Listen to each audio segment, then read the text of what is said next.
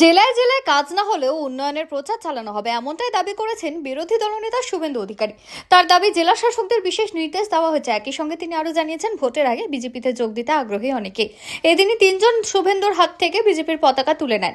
সোমবার সাংবাদিক বৈঠকে শুভেন্দু বলেন, ৯,১১৪টি স্কিমে ৭,০০০ কোটি টাকা টেন্ডার করা হয়েছে। আমরা এই অবৈধ কাজের দায় নিতে পারবো না। এই টাকার মাত্র 10% টাকা তিনি বরাদ্দ করেছেন, কারণ উনি ভালো করেই জানেন এই টাকা তিনি দিতে পারবেন না। জেলা শাসকদের মনোজ পন্থের মাধ্যমে তিনি নির্দেশ পাঠিয়েছেন। মুখ্য সচিব মনোজ পন্থ শনিবার জেলা শাসকদের সঙ্গে বৈঠকে বাড়ি রাস্তা তৈরি, জল সরবরাহ, আমার পাড়া আমাদের সমাধান ইত্যাদি প্রকল্পের প্রচার বাড়ানোর নির্দেশ দিয়েছেন বলে দাবি করেছেন শুভেন্দু। তিনি বলেন, কাজ হোক না হোক প্রচার চালিয়ে যেতে হবে বলে নির্দেশ দেওয়া হয়েছে। এলাকায় এলাকায় দৃশ্যমান প্রচারের ব্যবস্থা করা হয়েছে। বিরোধী দলনেতা আরও দাবি করেছেন, প্রকল্পের শিলান্যাসের পর জেলা শাসককে গ্রাম পঞ্চায়েত স্তরে একটি মিটিং করতে বলা হয়েছে। মিটিংয়ে ন্যূনতম 500 জনের উপস্থিতি নিশ্চিত করতে হবে ও 50% মহিলার উপস্থিতি নিশ্চিত করতে হবে বলে নির্দেশ এসেছে।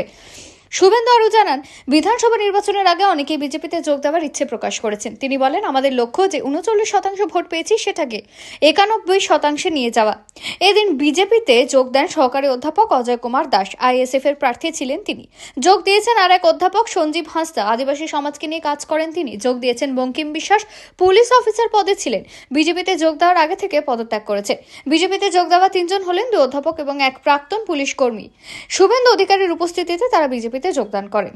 বিজেপির লক্ষ্য হল আসন্ন নির্বাচনে তাদের ভোট শতাংশ বৃদ্ধি করা, যার জন্য দল অরাজনৈতিক এবং ক্লিন ইমেজের ব্যক্তিদের প্রাথমিক সদস্য পদ দেওয়ার সিদ্ধান্ত নিয়েছে।